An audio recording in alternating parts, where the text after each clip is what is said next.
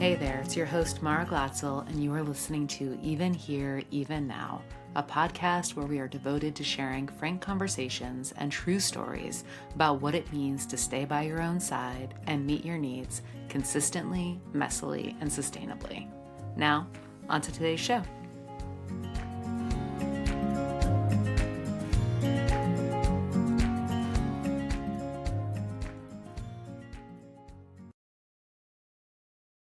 Good morning, friends. I am really excited to be here with you today to talk to you about, gasp, I know, you and your needs. But here's what I really want to talk about today. I want to talk about the needy woman, the trope, the cultural trope of the needy woman. The woman who is a hungry ghost, who wants and wants and wants and wants and wants, who's never satisfied, who is a bummer to be in a relationship with and difficult to be friends with. And this idea that we have culturally that the presence of our needs is the problem. Now, here's what I know from a decade plus of working with mostly women, specifically on their needs. Your needs are not the problem. Your needs are the solution. And maybe you actually need to be a little bit needier. And if you are, a lot of these aspects might stop being so troublesome. I'll elaborate. So here's the deal. When we are taught to suppress our needs, and we are taught to suppress our needs, we are culturally conditioned to make ourselves small, to be of service to other people, to be easier to love, to earn our keep. We are taught that our value is in our overfunctioning and how much we do for others. All of our free time is expected to be taken up by emotional labor, but we're not going to talk about it. We're just going to be like, I don't know what my problem is. I'm so tired, or I don't know what her problem is. She's looking pretty haggard. Right? We're not going to talk about it, but we are going to expect it. And we are going to demonize the women who don't show up for it by calling them selfish and saying that they're bad parents and saying that they just don't care or that they've let themselves go, and on and on and on. We are taught from an early age, many of us, that our needs are a burden on the people who love us. We're not taught that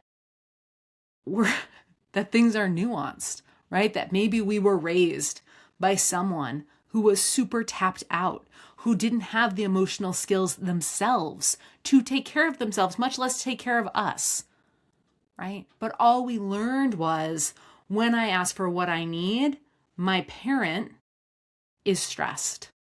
My parent is unhappy. My parent tells me to do less, to be less, to make myself smaller for their convenience, because they're burnt out, not because there's anything wrong with us and our needs. And I set the stage in this way because this work starts so early. And there's a spectrum here. I work with many clients who have been taught specifically to have been disconnected specifically from their needs, who have been taught that needing things is bad, that needing things comes between you and your belonging, therefore you and your need for safety at such an early age that they're not going to risk that in their adult relationships. But that's the most overt of it. We're also taught from an early age in such subtle ways to divorce ourselves from our needs, just because we're sensitive and aware human beings, clocking all of the many things that are going on and realizing on some level that the people who are caring for us don't have the capacity to care for our needs on top of everything else that they're handling, right? We learn this from such an early age. Layer on top of this the impact of the diet industry on our relationships with our bodies, on our relationships with our hungers, and how we are taught so specifically to be a certain thing and to divorce ourselves from anything that's happening below our necks, right? To not eat when we're hungry, to not trust our intuition, to not trust our body's innate knowing, but to trust instead this system, whatever the system is, right? It could be any system. I frequented many systems myself during many, many, many years of my childhood, my upbringing, my adolescence. So being disconnected from yourself is almost absolute, right? Almost all of us, this is depending on when you were raised, where you were raised, and the circumstances of your upbringing, certainly, but there's enough cultural conditioning that disconnects us from ourselves that I encounter this with most of my clients in this kind of way. Now, what happens when we pretend, because we are pretending, that we don't need anything, that we're fine, that everything's okay, and we can go without, and we can go without, and we can go without? Well, our needs don't go away. Sort of like there's this big closet and we're just stuffing things into them. And then after a while, we don't want to open the closet door because we are very keenly aware that if we do, there's going to be some kind of avalanche of all of the things that we've stuffed in there over the years. And that feeling is very much real, because if we've been avoiding ourselves for most of our lives in order to belong, in order to keep the peace, in order to be loved, in order to earn belonging, if we're stuffing these parts, these true and real and human parts of ourselves away for so long, it can feel so scary to broach, but also it's like a pot bubbling over. And this is where the needy woman trope comes in. That hungry ghost feeling of I want and I want, the pit of my want. The pit of my hunger, the pit of my needs is so deep and so immense that if when touched, if when tapped, I'm not even going to get close to that, right? I just have this feeling like, oh my gosh, it's going to consume me. It's going to eat me alive. It's going to eat my relationships alive. It's going to completely upend my life as I know it. And, I was thinking about this and all of you the other day because I have a 9-year-old daughter, and my 9-year-old daughter has really, really, really big feelings. And she is prone to feeling them in such a way that she's like screaming and yelling and snarling and going through her big feelings in a very powerful way. And I see it as my job as her mother to kind of be a sentinel, be like hold space for those big feelings and let her know that I'm not afraid of it. And part of the reason I do that so specifically is because that feeling lives inside of me too. That feeling of my needs, my feelings, my desires. It's like, it's so big. It's so enormous. It's so powerful that it's scary to everyone else and also to me. And so how do we learn how to access it? Because what I know in her and also in myself, that what is really needed in that moment is for somebody to reach in and hold me in that place of big need.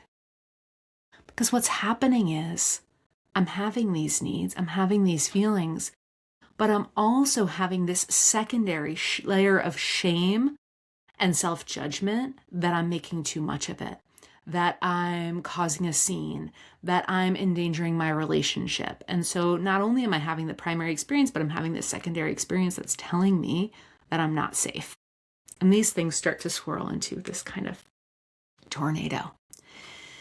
And what is really required is that we learn how to reach our hands in Because in the center of that tornado is such a young part of ourselves that was never given the skills, that was never had a role model, that quite literally doesn't possess the vocabulary to express what we need.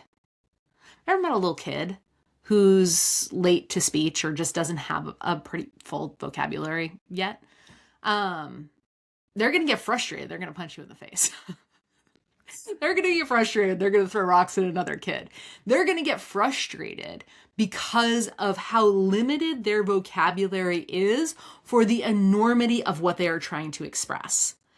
And so when you are thinking about yourself in this experience and you're thinking about this young version of yourself, I want you to think about how frustrating it is to have these big feelings, these big needs with no adequate vocabulary. So that's the first problem. The first problem is you don't have an adequate vocabulary. Few of us do, right? This needs to be rectified through just genuine conversation and skill building. The more that we talk about our needs, the more you listen to this podcast, the more you read my book, the more you have these conversations with your friends, the more robust your vocabulary around your needs will become. That solves for problem one, right?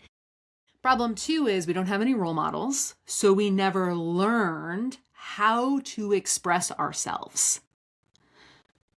What we learned was stuff it all down until it explodes because I literally can't stuff it anymore. And then I'm the problem. And then I have to be embarrassed and I have to be ashamed about my bad behavior. Or I don't explode, but I'm so burnt out and I'm suffering silently for so long and I don't know how to get myself out of it. And this is what happens when we don't have role models to show us that it is okay to have these kinds of messy conversations, that it is okay to say, I'm a person and I have needs and my needs matter. My needs matter enough to have airtime in my day. My needs matter enough to say, no, I can't, I'm sorry, because I'm doing something for myself. Or I'm at capacity, or I have enough on my plate at this moment. Or, hey, that hurt. When you X, I felt Y, and I need Z. Calmly, before you become that pot boiling over, before you become that tornado. I think the problem is that the tornadoes can be difficult to deal with, especially for people who are not particularly well resourced themselves, who do not have the capacity, who do not have the robust compassion for that internal experience. And, I see this in my work because I am, for so many reasons, my own personal and also professional, I'm not afraid. I'm not afraid of your tornado. I'm not afraid when you're throwing rocks in my face. I'm not afraid when you're stomping around. And I am not afraid of that huge cavern of needs. I'm not afraid of you in your neediness. But that comes from the work that I've done to not be afraid of me in my neediness. Which is huge. My neediness is huge. It's taken a long time to get into right relationship with myself around my needs.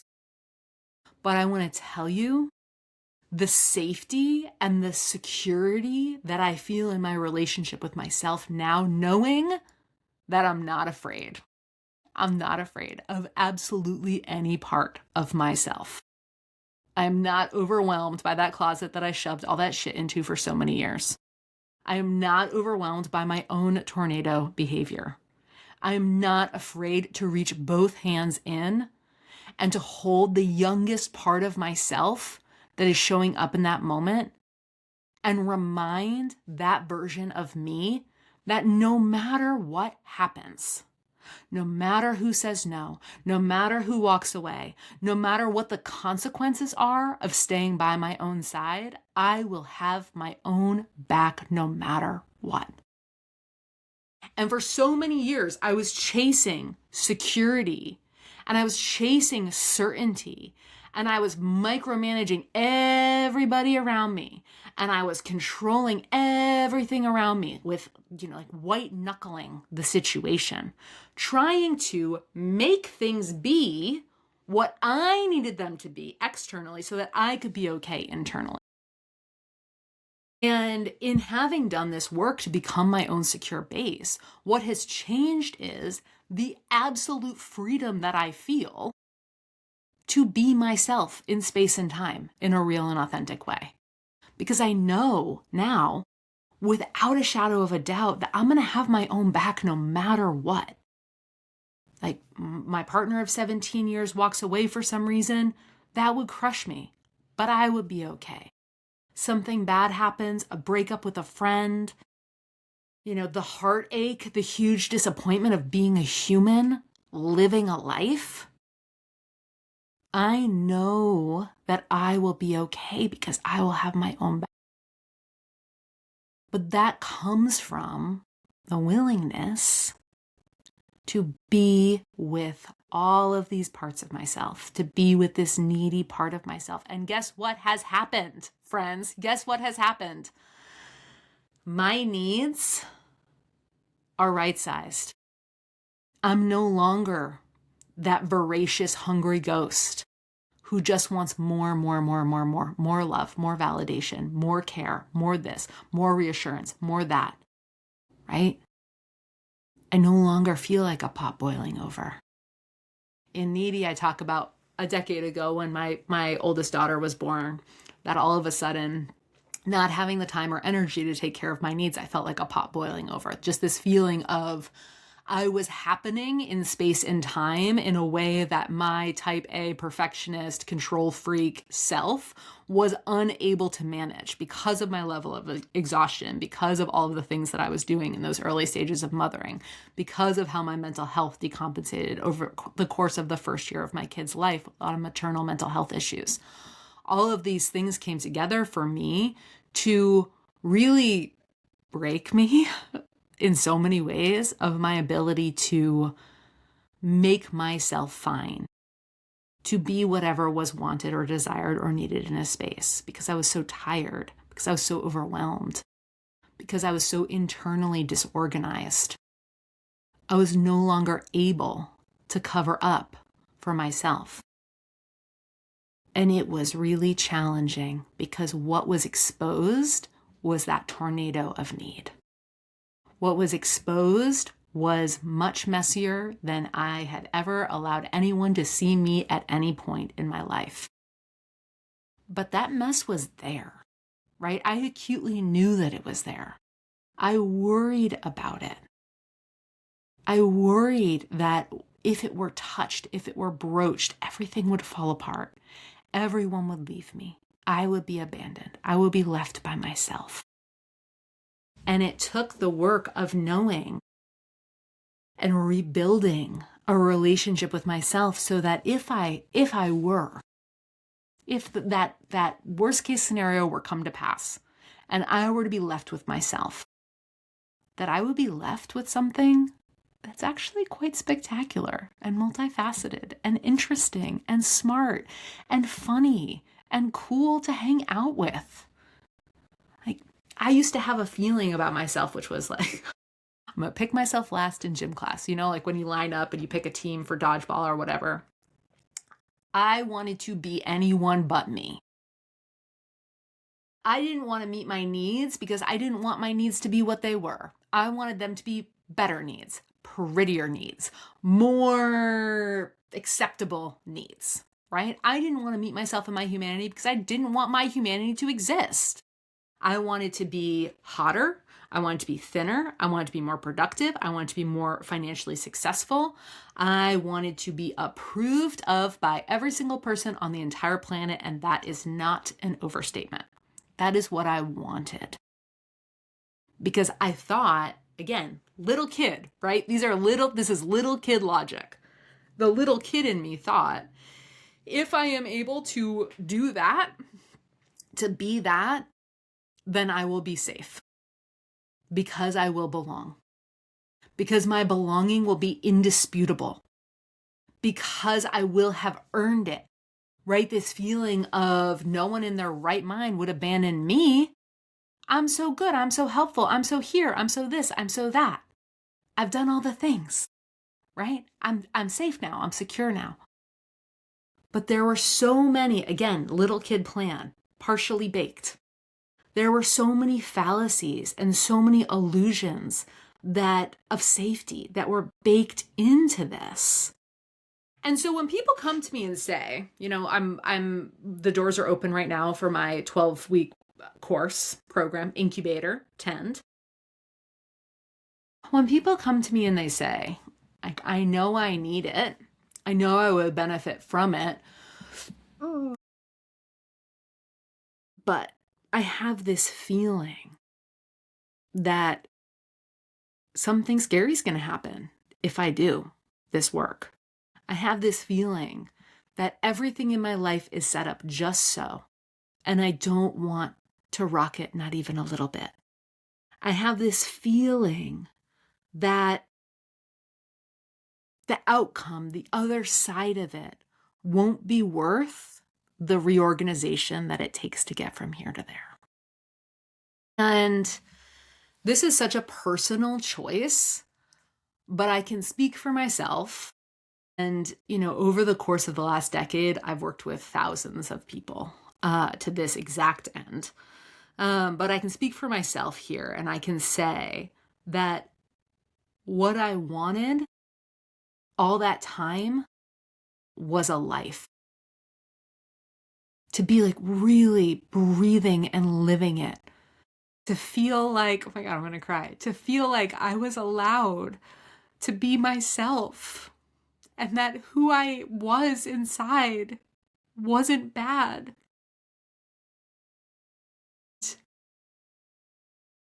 That people could like me as I was, as I am. That I could like me as I am. And if you don't understand what the needs have to do with that, like the needs are the vehicle. The needs are the expression of self. It's like, if this happens, I feel X and I need Y or Z or whatever I said before. You know, the needs are the most human part of you. It is how you are able to welcome more of yourself, more of your own humanity into your life, every facet of your life, right? Your friendships, your romantic relationships, the workplace, your relationship foundationally with yourself. Like the needs are the thing. If you feel like I'm so burnt out, I'm so exhausted, I'm so overwhelmed, my life doesn't look like how I thought it would or how I want it to look, but I don't know what to do about it. Or somewhere along the way, I got so lost and now here I am. And I've resigned myself to being here because anything else feels so scary and so overwhelming. Your needs are the breadcrumbs home to the truest and most fully expressed version of yourself possible. I used to leave every party and phone a friend and ask, was I okay? Which was code for, was I too much? Was I too big? Was I too loud? Did I talk too much? Did I make a scene? Did I slip and say something that I shouldn't say? You know, dear listener, I am prone to all of those things. And if I'm really honest,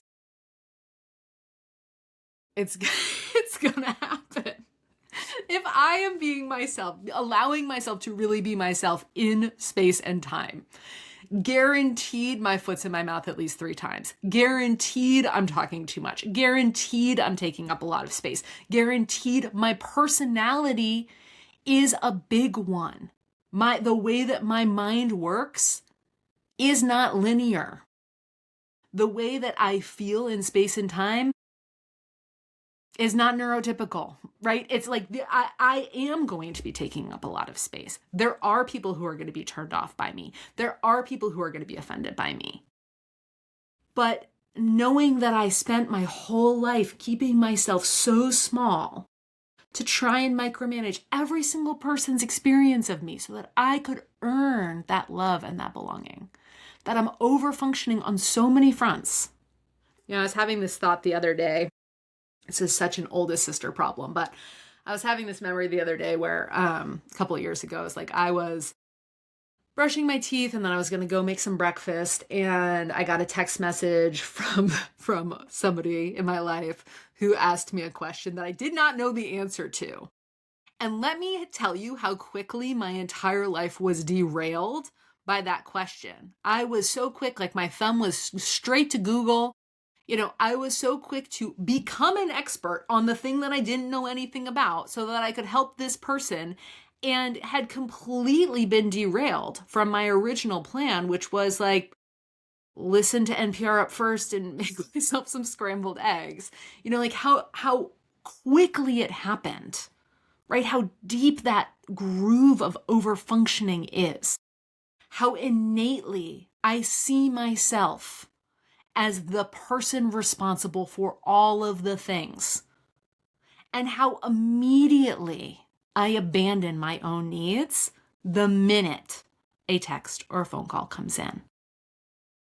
It has taken so much work to be able to say, you know what, I don't know. You know what, I don't know. And internally to myself, it's not my job to know everything.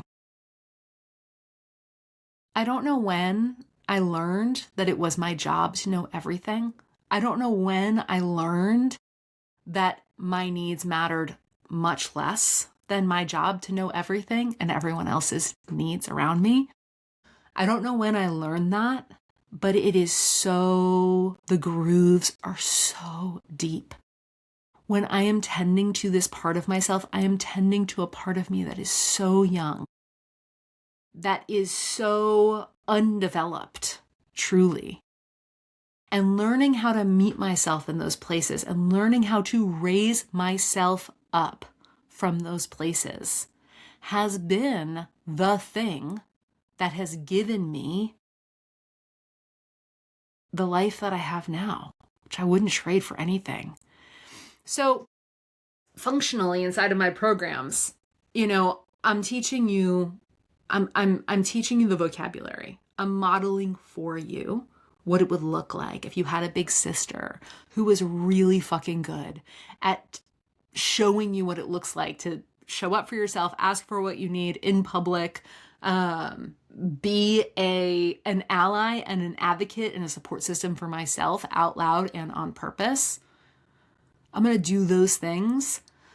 But the piece that I don't often enough talk about is the part of the value of working with someone who is not afraid of your neediness, who is not afraid of that deep well, that stuffed closet, that tornado of a kid who never learned what you need to know in order to truly live in alignment with yourself, to truly live in right relationship with yourself, to truly live in a way that is sustainable so you can show up for the shit that matters to you from a place of an overflowing cup. Like, that is not just an urban myth. I can tell you, it is not just an urban myth that there are some people out there who are in fact not totally burnt out and totally overwhelmed, who are in fact able to show up for themselves and still be a caring parent, still be a caring partner, still be an active participant in their community, still show up for the things that matter.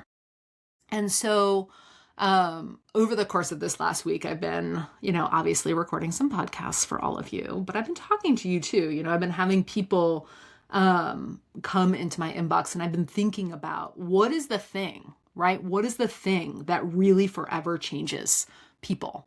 that really forever changed me to be a person who operates from that place of overflow, to have radically reorganized my life so that my needs are at the center of it. And here's the deal. I'm going to add something in to tend this spring, and it's going to be really good. It is called the Daily Touch, and it's going to be a 3-ish, maximum 5-minute audio transmission. I'm going to be speaking directly to you just like this. And I'm going to be speaking to that part of you, that young part of you, the part of you who wants it, but is afraid that everything's going to fall apart if you get it. The part of you that feels embarrassed to be learning something that feels so basic, but honestly, like, where were you supposed to learn it? Friend, where were you supposed to learn it, right? We cannot keep feeling the shame, the deep shame of not having these skills. But we got to speak to that. We have to speak to our tenderness, to the parts of us, to the stories that we carry, to the lineages that we are bringing forward, to the part of us that pancakes out, flattens, folds ourselves up, like retracts into our little shell the minute we get any pushback. That part of us needs a lot more support. So at this tent, in addition to like the tools and the calls and all the stuff, what you are also going to get is this daily touch. And this is going to include me speaking to you directly, me encouraging you directly, because here's the deal. What I know more than anything else is this is the thing that changes lives. This is the thing that changes our relationship with ourselves, is having these voices in our head that say, your needs matter. I know that whatever happened before hurts. I know that it feels scary, but you are going to be able to handle it, whatever it is. And we are going to work ourselves forward to that end, one kept promise by one kept promise by one kept promise, until you reach a point where you trust yourself so deeply that you can feel free to know that no matter what happens, you're going to have your own back. Where you can have the felt experience of knowing that no matter what anybody else responds, your needs matter. You are the most accurate reporter about your internal state of absolutely anyone else on the planet. But you got to be able to trust yourself. And you got to have the skills to know what you are reading inside of yourself. And you got to have the skills to be able to report out from that place. And when you weave these things together,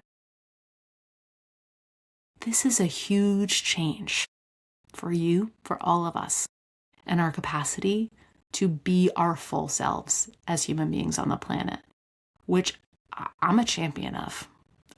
I want all of you. I want to be interfacing with all of you. And I'm not afraid of your needs.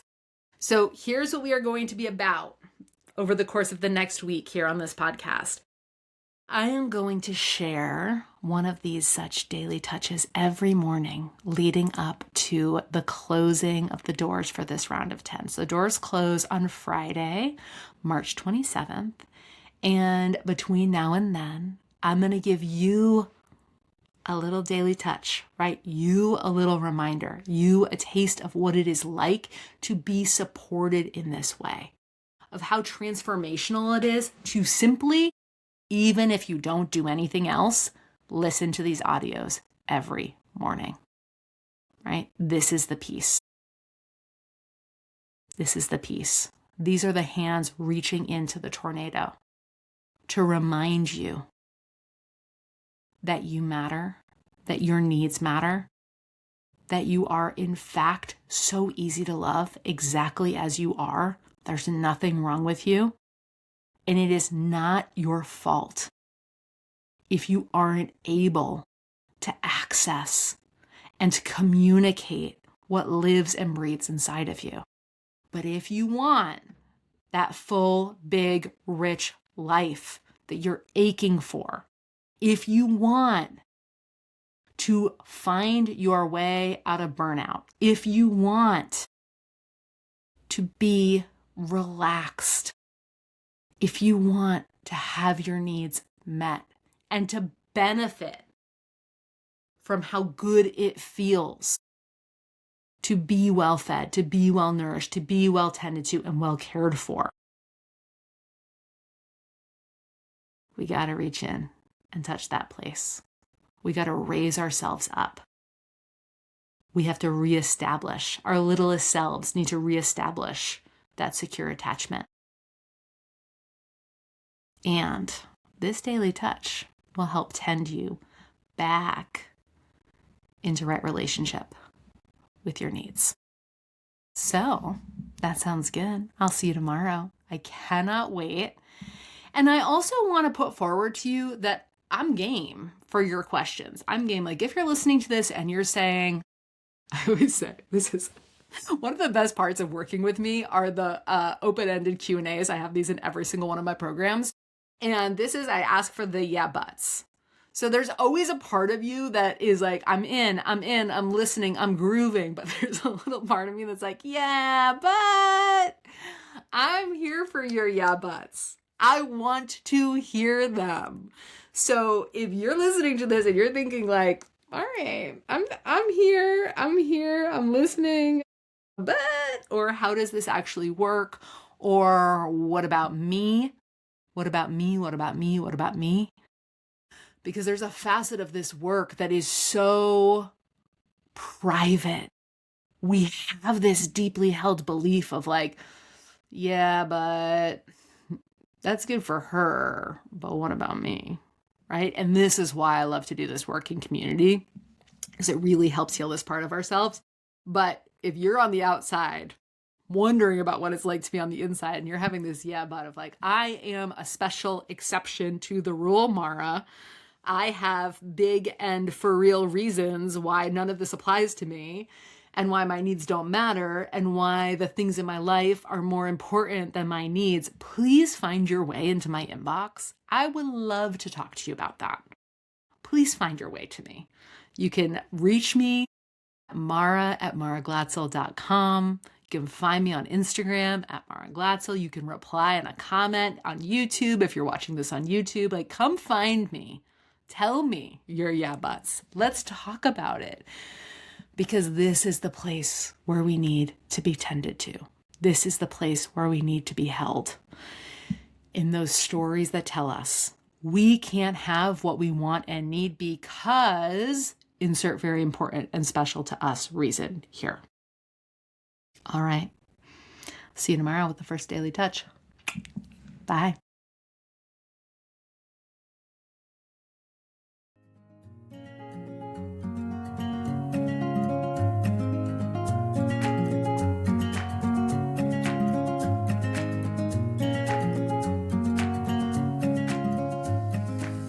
Thanks for listening to Even Here, Even Now with Mara Glatzel. If you want my support in learning to stay by your own side and nourish your needs, dance on over to maraglatzel.com/quiz to take my quiz to figure out what you need right now and receive my best tools for how to meet those needs with a greater sense of ease and confidence. If you love today's show, please leave us a rating or review wherever you subscribe to this podcast. It helps more than you know. And as always, permission loves company. If there's a human in your life that you think can benefit from this conversation, I would be so grateful if you shared it with them. Thank you. See you next time.